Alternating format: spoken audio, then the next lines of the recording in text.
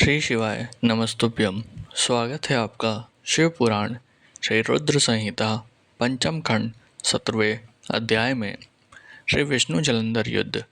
संत कुमार जी बोले, हे महर्षि, दैत्यों के तेज प्रहारों से व्याकुल देवता बचने के लिए जब इधर उधर भाग रहे थे, तब भगवान विष्णु के युद्ध स्थल में आने से देवताओं को थोड़ा साहस बंधा।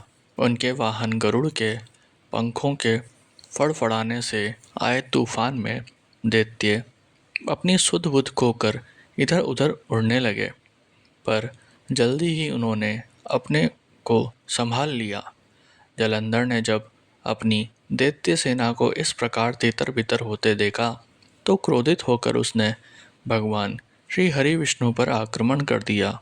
श्री हरि विष्णु ने अपने आप को उसके प्रहार से बचा लिया। जब भगवान श्री हरि ने देखा कि देव सेना पुनः आतंकित हो रही है और उनके सेनापति देवराज इंद्र भी भयग्रस्त हैं, तब विष्णु जी ने अपना श्रांग नामक धनुष उठा लिया और बड़े जोर से धनुष से टंकार की।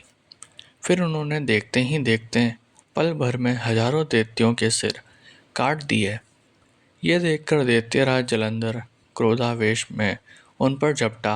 तब श्री हरि ने उसकी ध्वजा, छत्र और बाण काट दिए तथा उसे अपनी गदा से उठाकर गरुड़ के सिर पर दे मारा। गरुड़ से टकराकर नीचे गिरते ही जलंधर के होठ फड़कने लगे। तब दोनों ही अपने अपने वाहन से भीषण बाणों की वर्षा करने लगे।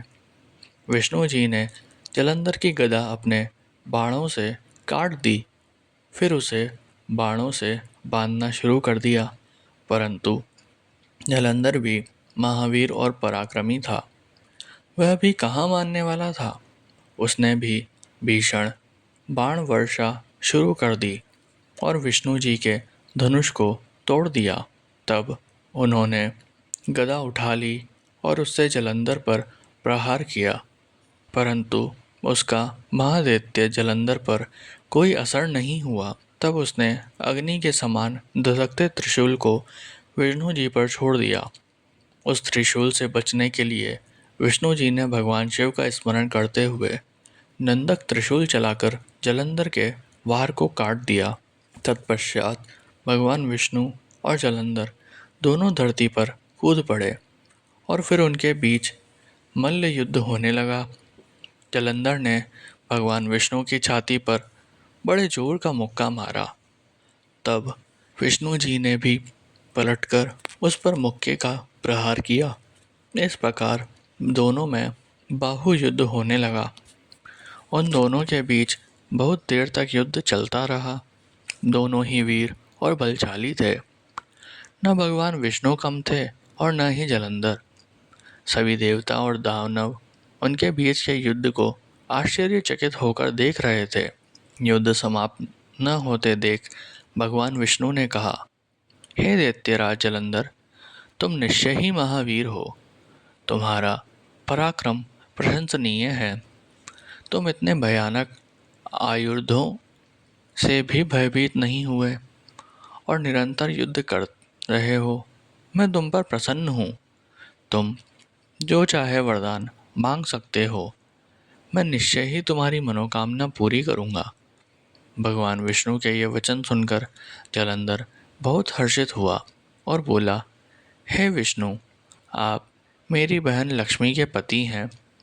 यदि आप मुझ पर प्रसन्न हैं तो अपनी पत्नी और कुटुंब के लोगों के साथ पधार कर मेरे घर को पवित्र कीजिए।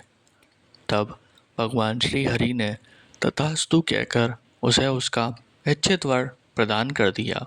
अपने दिए गए वर के अनुसार श्री हरि विष्णु, देवी लक्ष्मी व अन्य देवताओं को अपने साथ लेकर जलंधर का आतिथ्य ग्रहण करने के लिए उसके घर पहुँचे।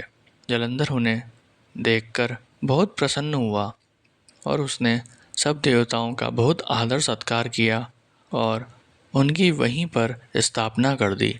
विष्णु परिवार के स्थापित हो जाने के बाद जलंधर निर्भय होकर श्री विष्णु के अनुग्रह से त्रिभुवन पर शासन करने लगा। उसके राज्य में सभी सुखी थे और धर्म कर्म का पालन करते थे।